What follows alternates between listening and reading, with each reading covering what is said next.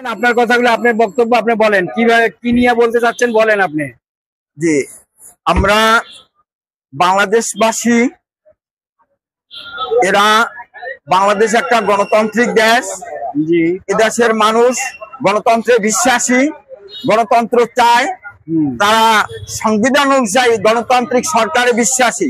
অসাংবিধানিক অগণতান্ত্রিক সরকার তারা চায় না, সেই সরকার তারা বরদাস্ত করে না, এবং তারা পক্ষপাতমূলক কোন সরকারও তারা চায় না। এমন একটা সরকার চায় যে হবে নিরপেক্ষ। সেই নিরপেক্ষ সরকারের মাধ্যমে একটা সুষ্ঠু নির্বাচন চায়, যে কোন দলীয় দলের প্রতি ঝুঁকে পড়বে না। এখন যারা সরকারে আছে দেখা যায় তারা সরকার থেকে একটা কিংস পার্টি গঠন করেছে, এবং ওই তিন পার্টির প্রতি তাদের দুর্বলতা আছে এবং তাদেরকে রাজনৈতিক সহায়তা করছে সরকারের থেকে। তারা সরকারের ওই কিংস পার্টি সরকারের পৃষ্ঠপোষকতা পাচ্ছে। যে গোপালগঞ্জে যে ঘটনা, এটা দেশবাসীর কাম্য নয়। এখানে নির্বিচারে গুলি চালানো হয়েছে বিনা উস্কানিতে, সেই নিরস্ত্র জনগণের উপরে। এখানে গণহত্যা চালানো হয়েছে। এ ব্যাপারে আমরা জাতিসংঘের হস্তক্ষেপ কামনা করি, সুষ্ঠু তদন্ত করে তার সুষ্ঠু বিচার করার জন্য।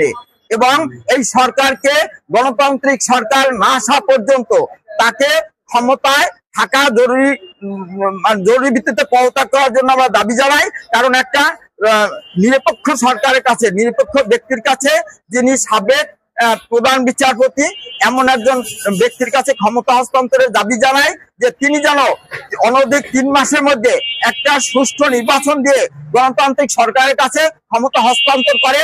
নতুবা এরকম মারামারি, হানাহানি, খুনাখুনি চলবে, যা দেশবাসীর কাম্য নয়। আর এই সরকার থাকা অবস্থায়, অগণতান্ত্রিক সরকার থাকা অবস্থায় কোনো বিদেশি বিনিয়োগ আসছে না, দেশের কোনো উন্নয়ন হচ্ছে না, দেশ অতল তলে ডুবে যাচ্ছে, এবং দেশের দারিদ্র্য হার দিন দিন বৃদ্ধি পাচ্ছে। মানুষ অসহায় হচ্ছে, পুঁজিবাজার ধ্বংস হয়েছে, বিনিয়োগকারী হাহার পার করছে, তারা মাঠে নামিয়ে তাদের মনের কথাও ব্যক্ত করতে পারছে না। সংবাদপত্রের উপরে স্বাধীনতা নাই, জনগণের বাক স্বাধীনতা নাই, সব হরণ করে নেওয়া হয়েছে। আমাদের বাংলাদেশবাসী এটা চাই না। আমরা একটা নিরপেক্ষ সরকারের কাছে ক্ষমতা হস্তান্তর করে অবিলম্বে 90 দিনের মধ্যে একটা সুষ্ঠু নির্বাচন দেওয়ার জন্য আমরা বিশ্ববাসীর কাছে, বিশ্ব নেতৃবৃন্দের কাছে জোর দাবি জানাই।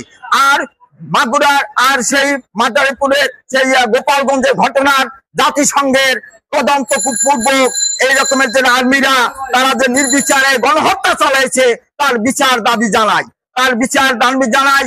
আর যখন এরকমের জ্বালাও পোড়াও করেছিল কোঠা আন্দোলনের নামে, তখন আর্মিরা তাদেরকে ফিরাইও নাই, আর তাদের রূপে বাধা প্রদান করে নাই।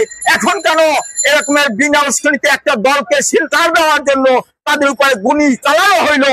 এই ইউনূস সরকারের কাছে আমরা তার কৈফিয়ত চাই, এবং অবিলম্বে তাকে পদত্যাগের দাবি জানাই। নিরপেক্ষ নির্দলীয় একজন সাবেক বিচারপতির কাছে ক্ষমতা হস্তান্তর করে 90 দিনের মধ্যে একটা গণতান্ত্রিক সরকারের কাছে ক্ষমতা হস্তান্তরের জোর দাবি জানাই। বলেন, আপনি কিছু এখন বলেন ওনার কথা আপনারা কি মনে কি? আমরা 7 মাস না খেয়ে মরতেছি, ব্যবসাটা বাণিজ্য নাই। 1 কেজি চালের 30 টাকা আছে, 1 কেজি চালের 50 টাকা আছে। এই টাকা আমরা পাবো কই? হয়তো আমরা টাকা দিব করতে না চুরি করতে, আমরা কর্মসংস্থান বাড়াই আনতে দেবো। দেশে অনেক কষ্ট চলতেছে মানুষ। এই ভদ্রলোক যা বললেন, ওনার কথা আপনি কি মত? আমরা একমত আছি, যদি আপনি ভালো একটা লোক আসুক, ভালো রাষ্ট্রটা চলুক আমাদের, যেই দলে আসুক। আমরা তো দল নিয়ে এখানে আমরা কর্ম করে বাঁচতে আছি। 1 কেজি চালের 30 টাকা আছে, আপনি চিন্তা করেন 70 টাকা চাল 90 টাকা বিক্রি হতে আছে, 140 টাকা তাহলে 180 টাকা বিক্রি হতে। আমরা করতে পারবো, আমরা কই পাবো? আগে আপনার টিসিবি মাল দিত, টিসিবি মাল বন্ধ হয়ে গেছে, অমুক দলের লোক দিত, অন্তত দলের লোক পায় না। আমরা তো ভুক্তভোগী, সবাই বাইকে ভাগ করে আমাদের সব বন্ধ।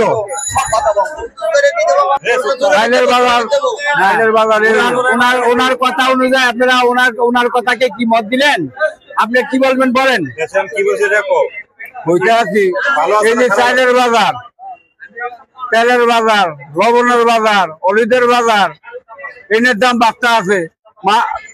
একটা মাছের যদি রিক্সা ছাড়া হারাদিন ভাই কত নাই 300-400 টাকা না খাইয়া মরতে আছে। চাল নিব না ডাল নিব, 1 কেজি চালের দাম 100 টাকা। সব ভাতা বন্ধ, বুঝলেন নি? এর লিগ হইতে আছে ডাইরেক্ট দর কমে না, ডাইরেক্ট দর কমে না, কোনো কিছু না। মানুষের সব তো বাড়াইতেই আছে। হ্যাঁ, আর কি করুন? দেশের নিরাপত্তার ব্যাপারে কিছু বলেন। নিরাপত্তা কিরকম আছে এখন বর্তমানে? সাধারণ মানুষের কি দেন এটা অবস্থা, আর কি করতাম? জানমালের নিরাপত্তা নাই। এই দেশে একটা ভালো একটা সুস্থ তত্ত্বাবধায়ক সরকার নির্বাচন হলে দেশটা ভালোভাবে চলবে। আমরা চাই এই দেশ খালেদা জিয়ার অধীনে দেশ ভালোভাবে চলুক। আচ্ছা, আর কি বলেন? অনির্বাচিত সরকার দরকার নেই, আমাদের নির্বাচিত সরকার দরকার। আমরা চাই এই দেশে সংসদে নির্বাচিত সরকার আসুক। ওইখানে থাকে। দেশের আইন শৃঙ্খলা চরম অবনতি হয়েছে। আমরা খুন, ধর্ষণ, রাহাজানি, ডাকাতি, লুটতরাজ বেড়ে গেছে। এর থেকে জনগণ মুক্তি চায়। এবং দেশের যে পরিস্থিতি আমরা দেখতে পাই, এই যে রাস্তায় যানজট, পুলিশকে মানতেছে না, যার মতন সে গাড়ি চাইতেছে। ঢাকা শহর দিনের পর দিন জাম ঠিক আছে। হ্যাঁ, মানুষের একেবারে চলাচলের অযোগ্য হয়ে পড়েছে। এর কোনো আইন শৃঙ্খলা বাহিনী কোনো কার্যক্রম ভূমিকাও পালন করছে না। সেক্ষেত্রে মানুষের চরম ভোগান্তির মধ্যে আছে। আমরা মনে করি এই যে অন্তর্বর্তী সরকার যেভাবে দেশ চালাতেছে, এইভাবে দেশ চললে আরো এই দেশ ধ্বংস হয়ে যাবে এবং ধ্বংসে পরিণত হবে। তাই দ্রুত একটা অবাধ, সুষ্ঠু, নিরপেক্ষ নির্বাচন দিয়ে জনগণ তাদের প্রকৃত ভালোবাসার প্রার্থীকে ভোট দিয়ে জয়যুক্ত করুক এবং সংসদ সদস্যরা আসুক এবং প্রত্যেক গ্রাম ও এলাকায় জনপ্রতিনিধিত্ব সৃষ্টি হলেই ওই এলাকার মানুষ অন্তত কিছু না হলেও নিরাপত্তা পায়। এখন প্রত্যেক এলাকায় জনপ্রতিনিধিত্ব না থাকায় মানুষ একেবারে শেল্টারবিহীন, মানে নেতৃত্ব শূন্য ভাবে আপনার অত্যন্ত কঠিন অবস্থার মধ্যে দিন যাপন করছে এবং প্রত্যেক এলাকার মানুষ আপনার কারো কাছে যাওয়ার মতন কোনো পরিস্থিতি নাই। তারা খুন, রাজধানী, ধর্ষণের শিকার হচ্ছে। সেক্ষেত্রে তারা থানা প্রশাসনে কোথাও আপনার আশ্রয় পাচ্ছে না। সেজন্য দ্রুত প্রয়োজন একটি নির্বাচিত সরকার। এই নির্বাচন এবং জনগণের ভোটের মাধ্যমে, নিরপেক্ষ ভোটের মাধ্যমে নির্বাচিত সরকার প্রয়োজন, যাতে আপনার জনগণের আশা আকাঙ্ক্ষার প্রতিফলন হয়। যদি আমরা ভোটের মাধ্যমে প্রতিবার সরকার পরিবর্তন করতে পারি, তাহলে ওই প্রতিনিধিদের ভয় থাকবে। আপনার সামনে আমরা জনগণের যদি আশা আকাঙ্ক্ষা প্রতিফলন না ঘটাতে পারি, জনগণের কল্যাণমুখী কাজ না করতে পারি, তাহলে আপনার আগামীতে আমাদের ভোট দেবে না।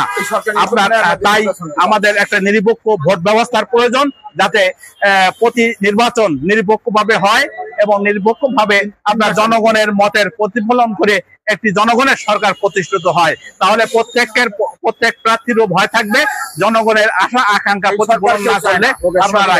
আর এই অন্তর্বর্তী সরকার আর যেভাবে চলছে, জনগণের সম্পূর্ণ মানে আস্থা তারা হারিয়ে ফেলেছে। আপনার এই সরকারের থেকে জনগণ অলরেডি আপনার মুখ ফিরিয়ে এনেছে। তাই এই সরকারের আর নৈতিক কোনো অধিকার নাই ক্ষমতায় থাকার। দ্রুত নির্বাচন দিয়ে একটি সরকার, নির্বাচিত সরকার গঠন করার আহ্বান জানাচ্ছি। পাশাপাশি না হলে আপনার এই সরকারকে পদত্যাগ করে বিকল্প ব্যবস্থা সৃষ্টি করার জন্য আমি আহ্বান জানাচ্ছি। এই আশা ব্যক্ত করে আমি আমার বক্তব্য শেষ করছি।